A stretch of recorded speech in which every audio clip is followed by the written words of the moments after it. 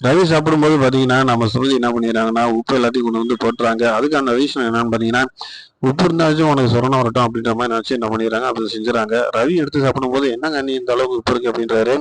அச்சச்சோ! எனக்கு எதுவும் தெரியாது. நான் வந்து நல்லா தான் சமைச்சு குடுத்தேன் அப்படின்னு சொல்லி, நம்ம வந்து மீன வந்து டெஸ்ட் பண்ணி பார்க்குறாங்க. ஆமா, உப்பு அதிகமா இருக்கு. இது எப்படி நடந்துச்சுன்னு தெரியலையே அப்படின்னு யோசனை பண்ணிட்டு இருக்காங்க. அப்பதான் அவரு புரிஞ்சுக்கிட்டாப்புல, எல்லாம் சுருதி பண்ண வேலை தான் இருக்கு அப்படின்ட்டு. சுருதி ரூம்குள்ள வரும்போது, அதுக்கு முன்னாடி வந்து தண்ணிய ஊத்தி விட்டுறாரு. வலிக்கி விழுகட்டும் அப்படின்ட்டு. அவரு நெனச்ச மாரி அவங்க கீழ விழுந்துறாங்க. அதுக்கப்புறம் வந்து 2 பேரும் வந்து சண்டை போட்டுக்கிறாங்க ஒருத்தவங்க ஒருத்தர். அத பார்த்துட்டு முத்து வந்து மீனாட்ட கேட்கிறாரு, "இன்னும் உங்க பிரச்சனை முடியலையா?" அப்படிங்கிறாரு. "ஆமாங்க, உங்க பிரச்சனை இன்னும் முடியல. ஓடிக்கிட்டே இருக்கு" அப்படின்றாங்க. "சரி பரவால்ல. இது என்னன்னு பார்ப்போம். இல்ல நம்ம உள்ள ஏதாச்சும் நுழைஞ்சு இதுக்கு ஏதாவது சரி பண்ண முடியுமான்னு ட்ரை பண்ணி பார்ப்போம்" அப்படின்ட்டு பேசுறாப்புல முத்து. அதே நேரத்துல வந்து பார்த்தீங்கன்னா, அங்க வந்து நம்ம சீதாவுக்கு வந்து என்ன பண்றாங்கன்னா, அந்த ஆஸ்பத்திரியில வந்து திரும்ப ரூ. 5,00,000 குடுத்துட்டு, "நீங்க போய் பணத்த கட்டிட்டு வாங்க" அப்படின்றாங்க. அப்ப வந்து அவங்க, "வேணாங்க, நாங்க பணம் கட்ட போல. இந்த பிரச்சனை ஏற்கனவே நடந்துருச்சு. இனி என்னால தாங்க முடியாது" அப்படின்றாங்க. "அப்படி இல்லம்மா, நீ நேர்மையான பொண்ணு தான். எல்லாம் கால சூழ்நிலைக்காக உன் மேல நான் பழி சொல்லிட்டேன். ஒரு தடவ எதார்த்தமா நடந்த தப்பு திரும்ப நடக்காது. நீ தைரியமா போயிட்டு வா. நம்மளுக்கு தைரியம் முக்கியம்" அப்படின்னு சொல்லி அவர் சொல்றாரு. அவர் சொன்னதுக்கு முன்னாடியே அதே மாதிரி பணத்த எடுத்துட்டு ஆட்டோல அதே மாதிரி வராங்க.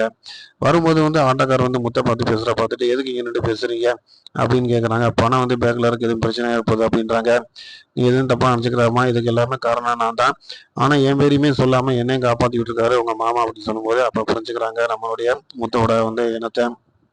மாமா இவ்வளோ நல்லவரா இருக்கு. இது புரிஞ்சுக்கிறாம நம்ம இந்த தப்பு பண்ணிட்டோமே அப்படின்னு சொல்லி ரொம்ப ஃபீல் பண்றாங்க.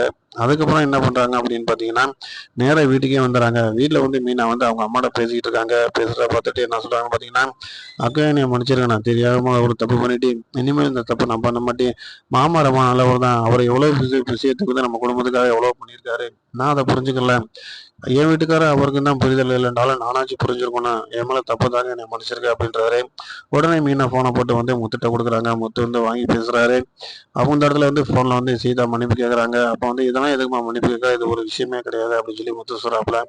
இந்த அளவுக்கு 2 பேருக்குமே வந்து நல்ல ஒரு பாண்ட் உருவாயிருக்கு. அவங்க குடும்பத்துல எல்லாரும் சந்தோஷமாயிறாங்க. இதுக்கப்புறம் என்ன நடக்குது அப்படிங்கிறத பார்க்கலாம். தொடர்ந்து பாருங்க. லைக் பண்ணுங்க. ஷேர் பண்ணுங்க.